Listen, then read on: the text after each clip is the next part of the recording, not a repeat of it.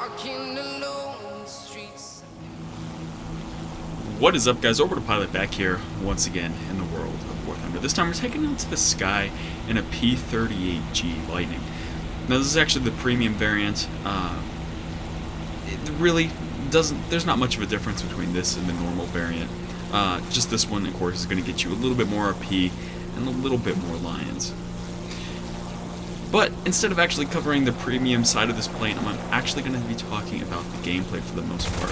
Now, this BF-109 F1, for some reason, I was flying in a straight line, was probably away from the actual game, so it gives me a fairly easy shot.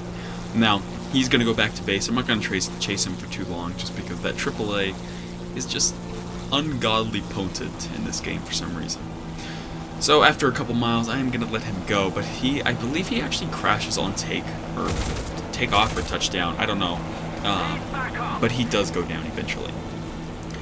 So turning back in, this plane is incredibly quick in a straight line. Of course, the Lightning was actually one of the few planes in World War II that a couple of them actually did hit the speed of sound. Now, of course, they fell apart in a dive at the speed of sound, but I mean, to be fair, they hit the speed of sound. And really one of the most iconic planes in World War II. It's extremely fast. You have 4 50 caliber machine guns and 1 20mm Hispano. So ammunition's not really something you have to worry about. Once you run out of the 20 mil, you still have 450s. So especially at this early tier, that is plenty of ammunition and guns. So for some reason, the German team decided that climbing is not something they needed to do. So we have a bunch of BF-109s, a bunch of C-202s, and a bunch of BF-110s and HS-129s. Now, why they decided they don't need to climb, I don't know. It is early tier, so I'm just going to give them the benefit of the doubt and, say maybe they don't know, or they don't know they need to. So C-202 goes up. He's actually going to try to dogfight. Now, this is not something I recommend doing in this plane. Of course, it is a fairly large target, so please do keep in mind that dogfighting is something that's really quite dangerous, especially low altitude, especially against a smaller monoplane like this. But I was fairly confident in my abilities. Now, for some reason, he pulls off. Had he kept on going, he might have got the upper hand. Now, he does almost get a shot on here, but I turn inside, and yeah, luckily enough, new people. This was my first mistake in this game, and honestly, one of the biggest things you can do in situations like this is monitor your throttle. Obviously, 100% throttle all the time in these types of fights are not good things, and without a jet and without an air brake, you really have to kind of use the throttle as that. So BF-110 flying in a straight line, try to put some shots into him. However, yeah, the 20mm has to be led a little bit more than you think, so just keep that in mind. It's not a late tier 20mm. And the BF-110 does have some very, very scary guns. So just going back up in the vertical, I'm just going to continue booming and zooming. This plane, like I said, is extremely fast in a straight line, so use that to your advantage. So coming back down to the BF-110, this time I'm going to try not to miss so many shots. There we go. He has, actually, he's pretty much toast. His left and right wing are completely done, and he's on fire. So I'm going to say that's enough, and I'm going to go fly back to the other Germans. Now, for some reason, at this point, you think most fighters would have been like, oh, hey, the Americans are above us, let's try to go climb at least a little bit. But instead, I think they're trying to shoot AAA or something on the ground. I don't really know what they're doing. They're literally 100 meters off the ground.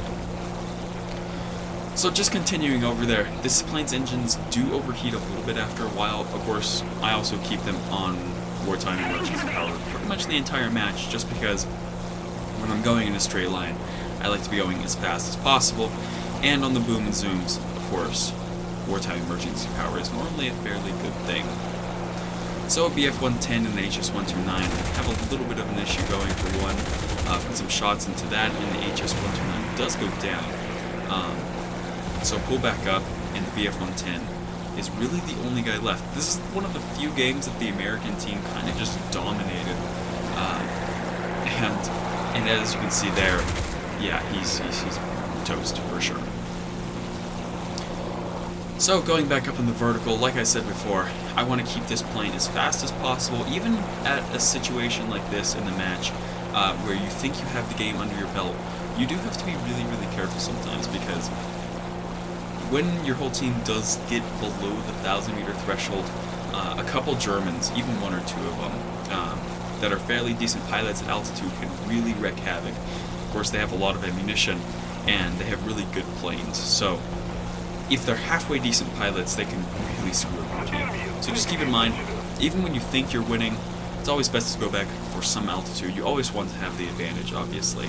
And in an American plane like this, your only advantage really is going to be straight line speed. And that really can only happen if you have altitude. So always keep your altitude. Now at this point of the match, I didn't really know what to do. I know there's a couple people left, and I can see one of them. He is going towards the runway, and this is always dangerous. Now, at this point, my elevator controls are not damaged, but of course the rear of my plane is. The center fuselage cockpit also has some bullets through it, but all my control surfaces are fine, and more importantly, all my engines are fine. Now this plane will run on one engine. It does, suffer quite bad. The acceleration's not there, top speed's not there, and you can't really climb, but you can fly on a single engine. You're just not going to have a lot of performance. Now right here, I probably should have turned off web, but for some reason I keep it on. Sometimes I honestly forget it's on, just because really the only marker is the red marker up on the left. So oil is overheating, water's overheating, and I do obviously turn it back down. Now a huge perk of this plane is that because of the big engines, they do cool down quite quickly. So I'm really going to try to go low here. Obviously flying treetop level is, at least in my opinion, one of the safest things you can do. Of course, I'm also flying straight across their run field, which is the worst thing you could do. And I'm also missing so many shots. I truly do not know how I was aiming this bad. Put a couple shots into him. Luckily enough, he does hit the ground. Those were some terribly placed shots. That's probably just bad game. But really, no excuse. So going back now, obviously with 4 shots of cannon ammunition and really not actually overheated engines, but suffering engines, the only perk of this is that I still have 1,264 rounds of machine gun ammunition. So if I was in a situation where the team was still suffering, I don't have to go back to base right away. Really, at this point of the match, there's a couple things you can do. Now, you can obviously go look for the people, which is not a terrible plan. However, you don't know if they're a bomber, and if they're a bomber and they climbed, they could be, well, pretty much spaced by now. So, that's really not my cup of tea. If I see them, I will go for them. The only problem with this plane is that you can't really kill 25 tanks. The P38 was not really a ground attack plane. In fact, I'm not even sure what the premium variant can hold. I'm not sure if it's different than the American version, or than, the normal lineup. But I am going to go head back to base at least. So let's talk a little bit about the tiering of this specific plane. Now this plane sits around, this is 2nd tier. So of course this is after you unlock the biplanes, after you unlock most of the monoplanes. And this plane is kind of, in my opinion, a little bit too low of a tier. This plane can, if you fly it correctly, and I know I say that a lot, but if you fly it correctly, it is one of the few planes in the game that is fairly untouchable. At this tier, you are probably one of the fastest, if not the fastest, planes at the tier, like I said. But you also have more guns than most people. Of course, the Germans do compete with their 20 millimeters. They do love their 20 mils. But you have the most ammunition in the 50 cals. You have a 20 millimeter Spada. You are probably one of the fastest planes in a straight line, and definitely the fastest in a dive. The Focke-Wulfs may be able to compete, but the control surfaces on that plane are not nearly as good as this. This plane's also capable of dogfighting if you need it to be in a situation that goes south. You still have those opportunities. Now, this was definitely my second biggest mistake of the game. I guess I was flying the Sabre a lot that day, and I was kind of used to popping gear a little bit quicker than that, and yeah, I shredded off my right here. So I'm gonna have to land now on 2 wheels, which is not impossible, but that engine on the right is going to die for sure. So put the plane down. It actually was a fairly decent landing, other than the fact that I am going to have to put that right wing down. But, you know, with some hindsight, it did help me slow down really, really quickly. So there's that. Luckily enough, the right wing doesn't break off.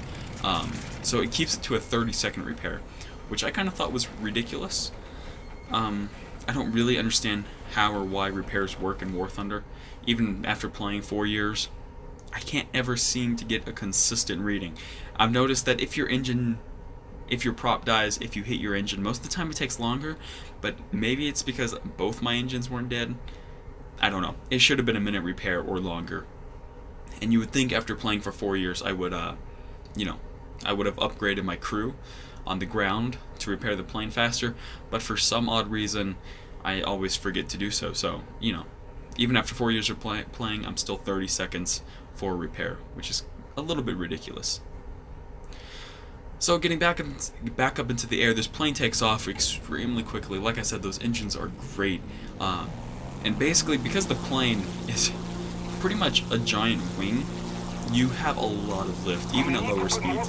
Sure, it may be a little bit heavy, but I think the horsepower kind of compensates for that. So take off at about 110 miles an hour, or even less than that, which is shocking for this big and heavy of an American plane. And I'm gonna basically just, the game's pretty much over. Everyone has died. So honestly, this plane is fairly decent. I wouldn't buy it, but I would fly it in the American line. Now, if you guys have a specific plane you guys want me to fly out, let me know in the comments down below. But for now, fly safe, and I'll see you guys next time.